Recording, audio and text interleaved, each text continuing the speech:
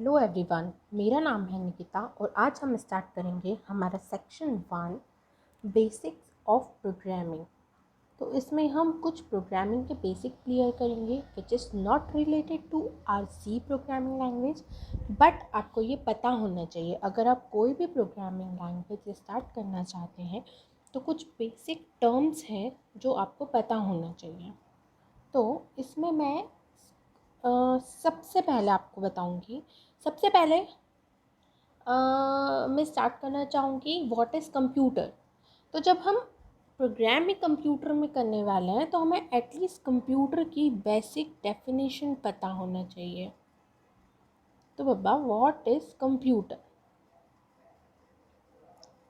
तो आपको तो पता ही होगा। अगर सिंपलेस्ट टर्म्स में कंप्यूटर को डिफ़ाइन करूं तो कंप्यूटर एक इलेक्ट्रॉनिक डिवाइस है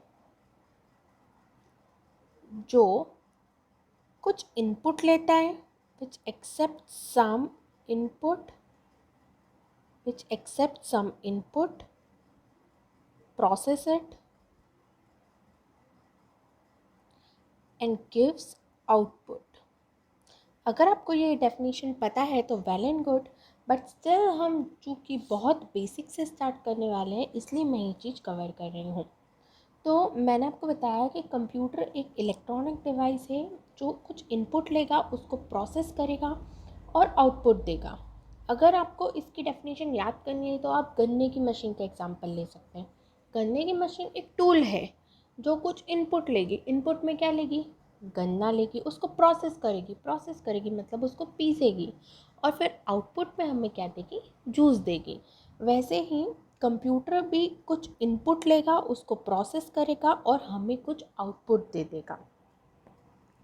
तो एक बेसिक सबको पता है, एक एग्जाम्पल है कंप्यूटर का, वो है कैलकुलेटर।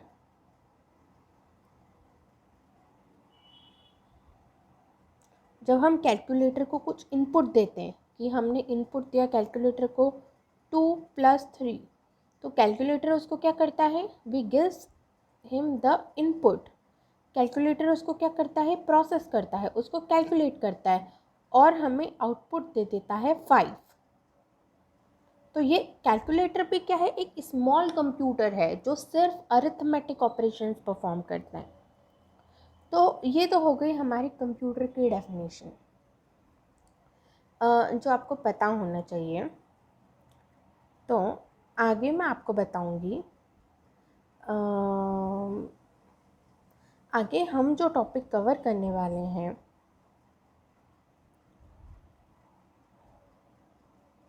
वो है कि कंप्यूटर में क्या क्या होता है। तो मैं आपको प्रोग्रामिंग लैंग्वेज के पर्सपेक्टिव से बता रही हूँ। वैसे तो कंप्यूटर में बहुत सारी चीज़ होती है, पर 2 चीज़ें कंप्यूटर में होती है जो आपको पता होना चाहिए प्रोग्रामिंग करने के पहले। वो है अपनी मेमोरी और प्रोसेसर। अब मेमोरी क्या है कंप्यूटर की? जब भी आप कोई कंप्यूटर लेने गए होंगे, पहले अपन पढ़ेंगे मेमोरी के बारे में। तो जब भी आप कोई कंप्यूटर लेने गए होंगे तो आपसे उनने पूछा होगा कि भाई साहब आपको कितने रैम की रैम चाहिए, कितने की रैम चाहिए, कितने की आपको हार्ड डिस्क चाहिए। ये तो बेसिक क्वेश्चन आपसे पूछे ही होंगे। तो मेमोरी में कंप्यूटर में होती है रैम, हार्ड डिस्क। अब ये तो हो गई चलो हार्डवेयर कि ये तो हो गई हार्डवेयर से रिलेटेड चीज़ें कि आपने बोल दिया आपको रैम चाहिए 4 GB और आपको हार्ड डिस्क चाहिए 1 TB। ये तो हो गई हार्डवेयर से रिलेटेड चीज़ें। बट हम इस मेमोरी को कंप्यूटर में कैसे मैप करें? अब मैं आपको प्रोग्रामिंग लैंग्वेज के पर्सपेक्टिव से बताऊंगी कि सबसे पहले तो हमें पता होना चाहिए कि मेमोरी क्या करते हैं। हम जो भी कंप्यूटर में डेटा स्टोर करेंगे वो जाके मेमोरी में स्टोर हो जाएगा। जैसे कि आपने एक ऑडियो फाइल ली, उसको कॉपी करी पेन ड्राइव से और आपने कंप्यूटर में पेस्ट कर दी, तो वो ऑडियो फाइल जाके सेव हो जाएगी हार्ड डिस्क में, परमानेंट मेमोरी में। तो मेमोरी एक टाइप का स्टोरेज है। तो भैया अगर हम देखें तो हार्ड डिस्क भी आती है, एक बड़े छोटे से चौकोर डब्बे में आती है, लेकिन ये डेटा स्टोर कैसे करती है? ये जो गाने के बोल है, वीडियोस हैं, वो जाके स्टोर कैसे हो जाते हैं उस मेमोरी में? तो उसके पहले आपको समझना पड़ेगा कि मेमोरी की टेक्निकल डेफिनेशन क्या है। मेमोरी की टेक्निकल डेफिनेशन बताने के पहले अगर मैं आपको मेमोरी की टेक्निकल डेफिनेशन सिंपलेस्ट टर्म में बताऊं, तो memory is nothing but shelf of bytes. अब ये बाइट्स क्या है, ये अगर आपको नहीं पता है तो आगे मैं आपको बहुत डिटेल में बताऊंगी, बट आपको ये तो जीबी टीबी तो आपने सुना ही होगा। तो यहाँ पे जो बी है ना, वो ही बाइट है। चलिए आगे बढ़ते हैं। तो अपन को पता लग गया memory is shelf of bytes. अब इसको मैं आपको एक्सप्लेन करती हूँ काफ़ी अच्छे से। तो शेल्फ ऑफ बाइट्स पता करने के पहले आपको पता होगा कि अगर कोई लाइब्रेरी है, एक लाइब्रेरी है, मैं सबसे पहले तो एक काम करती हूँ, लाइब्रेरी की पिक्चर बना लेती हूँ। एक मिनट, मैं जितना भी आपको एक्स्ट्रा काम धाम समझाऊंगी, जैसे लाइब्रेरी वगैरह, वो मैं आपको इधर समझाऊंगी। कि जैसे कि अपने पास एक लाइब्रेरी है। अब लाइब्रेरी में क्या होता है भैया? लाइब्रेरी में होती है बुक्स। अब ये बुक्स बड़ी बड़ी शेल्फ्स में स्टोर होती है। एक बड़ा सा कबर्ड होगा, एक बड़ी, उसमें छोटी छोटी छोटी छोटी शेल्फ्स होगी, ऐसे रोज एंड कॉलम्स बने होंगे। मैं ये जनरल लाइब्रेरी की बात कर रही हूँ। उसमें हर एक शेल्फ में एक बुक स्टोर होती होगी। तो ये क्या है? अपन बोल सकते हैं this is nothing but shelf of books. इस चीज़ से आप कोरिलेट कर सकते हैं मेमोरी को। मेमोरी में क्या होता है, अपनी जो हार्ड डिस्क होती है या रैम होती है, वो भी एक बड़ी सी शेल्फ के जैसी है। किसके जैसी है? शेल्फ के जैसी। जिस शेल्फ में बहुत सारे रोज एंड कॉलम्स हैं और हर एक शेल्फ में एक बाइट रखी हुई है। अब ये बाइट क्या है? बहुत सड़ी सी चीज़ है, वो मैं आगे आपको समझाऊंगी। वन बाइट, एक एक बाइट, जैसे एक एक बुक रखी थी वैसे एक एक बाइट रखी हुई है। तो आपको ये चीज़ तो समझ में आ गया कि भैया मेमोरी क्या है। Memory is shelf of bytes. अब ये डेफिनेशन तो मैंने आपको बता दी, अब मैं आपको बताती हूँ बाइट क्या होता है। तो बाइट क्या होता है? Unit of data. Unit of, बहुत सिंपल सी चीज़ है। अगर आप कंफ्यूज हो भी रहे हैं तो एक बार और मेरी वीडियो को देख लेना, आपको पूरी चीज़ें क्लियर हो जाएगी। Unit of data. अच्छा, यूनिट ऑफ डेटा के पहले आपको इसको कोरिलेट करो। अच्छा, यूनिट को कोरिलेट करो तो आपको चीज़ें आसानी से याद रहेंगी। कोरिलेट करो। जो वेट होता है, वजन, वेट की यूनिट क्या होती है? वेट की यूनिट क्या होती है? आपको पता है भैया, ये कैसा सवाल पूछ रही हो? वेट की यूनिट होती है ग्राम और किलोग्राम। मतलब वेट को हम तोलते हैं ग्राम्स और किलोग्राम्स में। वैसे ही डेटा को किस में तोला जाता है? बिट और बाइट में। किस में? बिट्स और बाइट्स में तोला जाता है। सबसे पहले, जैसे अगर अपन वज़न की बात करें तो अभी मैंने बताया कि सबसे छोटी यूनिट अगर आप सब्जी लेने जा रहे हो तो ग्राम्स होगी। वैसे ही सबसे छोटी यूनिट जो होती है डेटा की सबसे छोटी यूनिट होती है अपनी बिट। बिट होता है आइदर 0 और 1। ये क्या है भाई जैसे अपना ABCD होता है, अपने अल्फ़ाबेट्स होते हैं। अगर मैं पूछूं कि बताओ ABCD में कितने कैरेक्टर्स हैं, तो आप बोल दोगे कि ABCD में तो क्या है, 26 कैरेक्टर है, A से लेकर Z तक। वैसे ही बिट क्या हो सकती है? या तो 0 हो सकती है या तो 1 हो सकती है। ठीक है, तो बिट इज़ नथिंग बट 0 और 1। तो this is the smallest unit of data. अब ये 0 और 1 क्या होता है, अगर आप इलेक्ट्रॉनिक्स के टर्म्स में जाएं तो ये होता है लो वोल्टेज और ये होता है हाई वोल्टेज। अब इतना डीप में मत जाओ, जैसे जैसे आप आगे पढ़ोगे आपको समझ में आ जाएगा। अपना बेसिक फोकस क्या है, बाइट पे है। तो बाइट क्या है, byte is nothing but 8 bits, group of 8 bits is bite.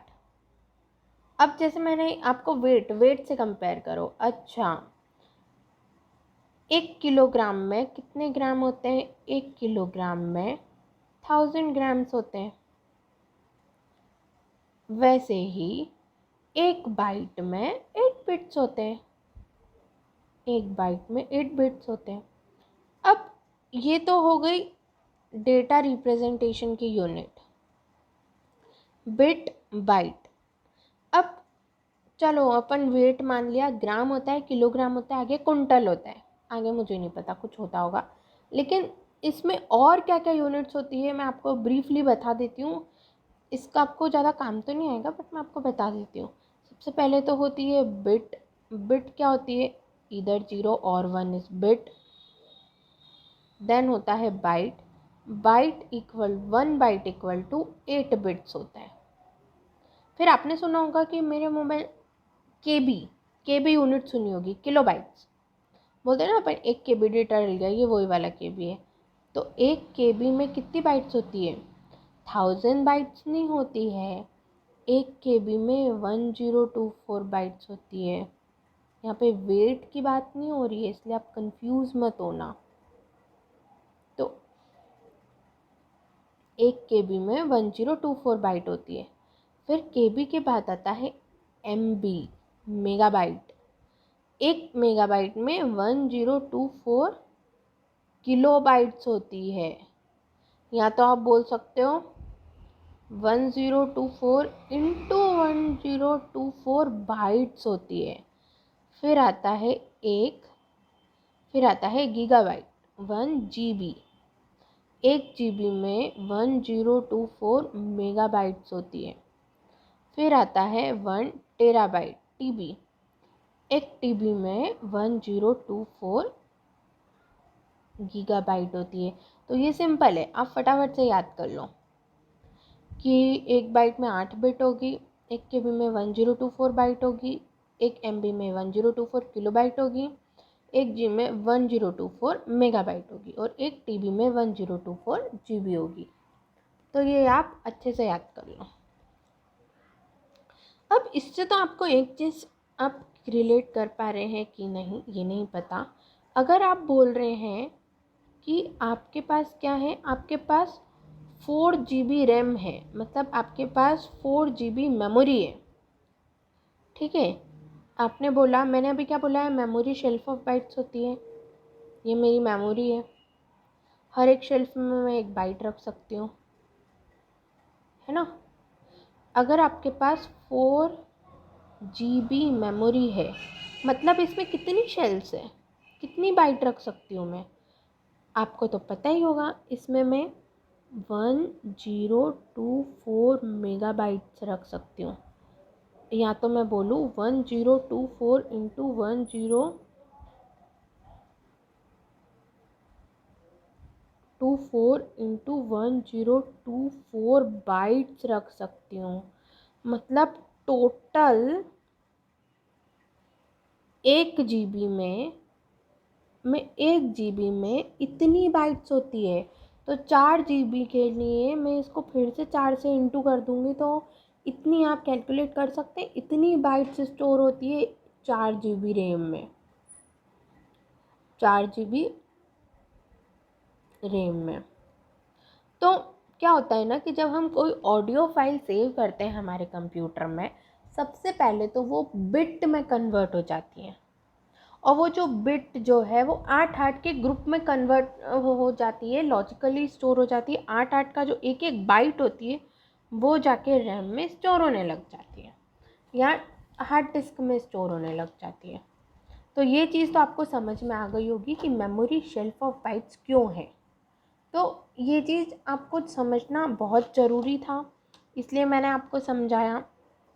तो आज मैंने क्या कवर करा, बेसिकली मैंने सबसे पहले आपको बताया कि कंप्यूटर क्या है। मैंने बताया कि कंप्यूटर एक इलेक्ट्रॉनिक डिवाइस है जो कुछ इनपुट लेगा, उसको प्रोसेस करेगा, आउटपुट लेगा।